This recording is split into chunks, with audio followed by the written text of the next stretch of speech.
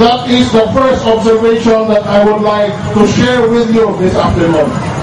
Secondly, kagahapon, paglibot-libot na ko sa kabaranggayan na ko dinhi, gikan sa atong dalan, diri sa Libaong, paingon sa Biking, paingon diri sa Tawala, paingon diri sa Danao, o karong adlaw, gikan diri na magpuko sa Bigisan, Tangnan, Luok, paingon dinhi, akong nakita nga huwag na rin atong kalsada.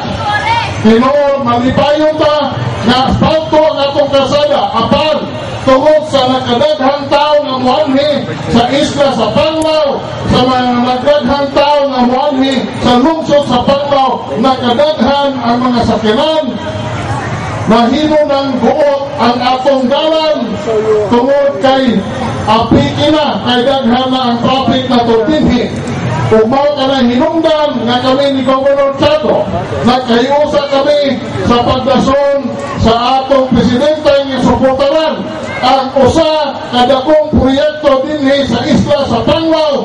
Umaw ka na ang pagpalapad o pagsiminto o pagpagwapo aling atong kalsada nga galibot sa entero isla sa Panglao.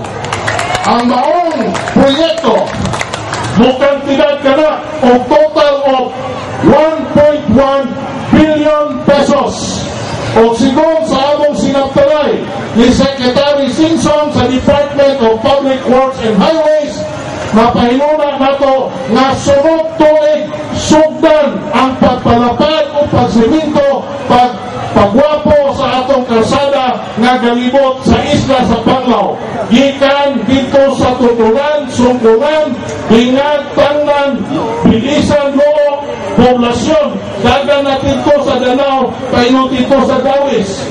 Sunod tuig na ay release na 169 million pesos na musugot sa pagsiminto, pagpalabad na diin musiminto kini o 7 kilometers.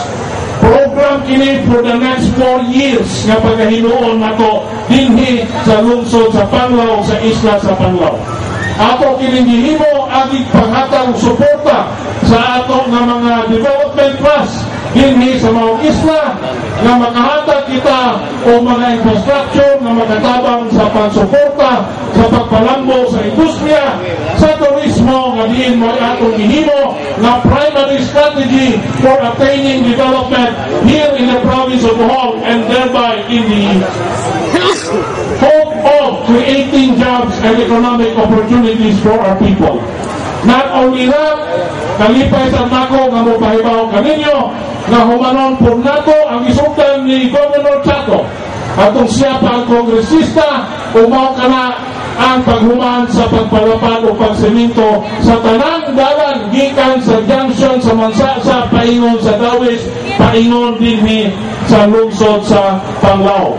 Muna nga makita nato nga ongoing ang mga trabaho karon na ay 50 million na gigahin karong tuiga and another 50 million is also provided for next year's budget under the General Appropriations Act for 2012.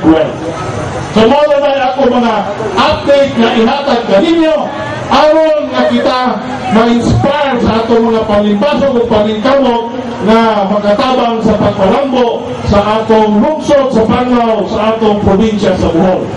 Kunya kaganina, si Governor Chato nagaiyon na aron kahatagan o dugang inspirasyon ang atong mga participants aning atong agihimong nga hubyaka sa Panglao. Ingon si Governor Chato na muhatag siya o 200,000 pesos na 100,000 para sa lungsod o ang the other 100,000 to be divided equally by all the participating barangays karong adlaw. So kining ako dugang-dugang na lang gamay nagkatawan na si Mayor Alcala.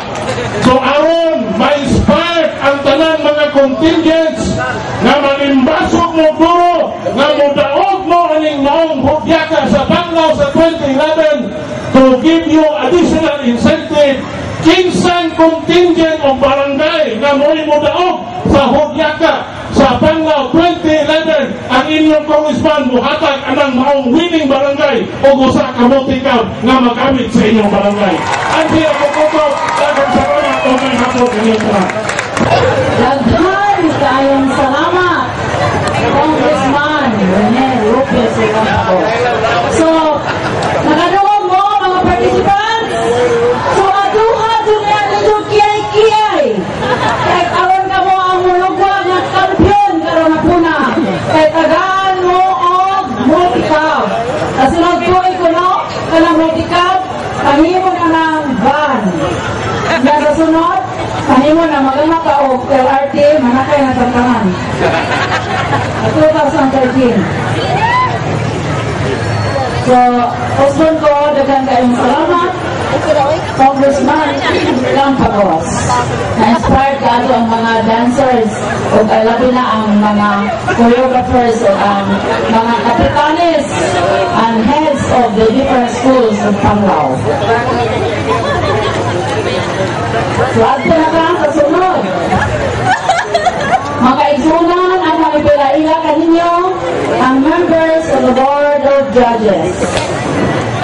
Judge number 1 is a graduate of Bachelor of Secondary Education, major in Physical Education at William University. He is taking Master's degree of Physical Education at the University of Bohol. He is the advisor and choreographer of Stellar Tales Performing Group and Star Performing Group of Bohol Islands State University for the school year 2009 to 2010. He was the champion of La Bailar competition, Latin category at Rename University, the champion of the dance sport competition, Modern Standard category at Rename University, the champion of the ballroom competition, Modern category at Marigoc Bohol, and is presently a Muppet teacher and choreographer of Bukang Iwayway dance group of Dr. Cecilio Putong National High School. Please welcome Judge number 1, Mr. Jubel A. Martinez.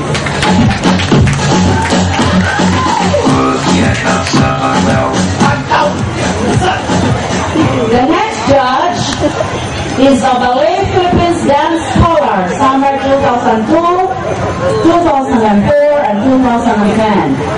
He is also a dance scholar of Steps Dance School, Makati City in the year 2007 and 2008.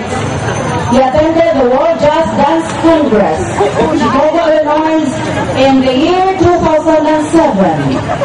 He also attended the Giordano Dance Company Jazz Workshop 2007 in Chicago. He performs at the Cooling Festival, Mount Lothian, Jiangxi, China, last July 2011. And presently the choreographer of Rename University Durana Dance Theater and Cultural Troupe. Please welcome judge number 2, Mr. Nino Winston Y. Sindrila.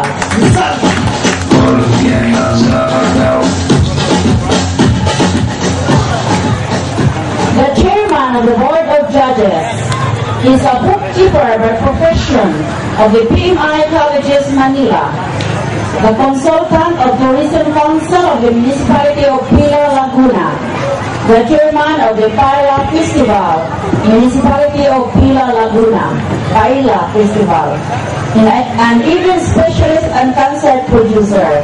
Please welcome Mr. Luisito E. Reyes.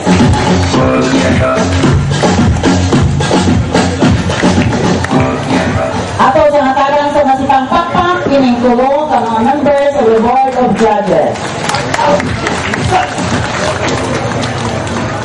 And now, the chairman of the Board of Judges will read the criteria for judging. I'll give you now Mr. Luisito E. Reyes.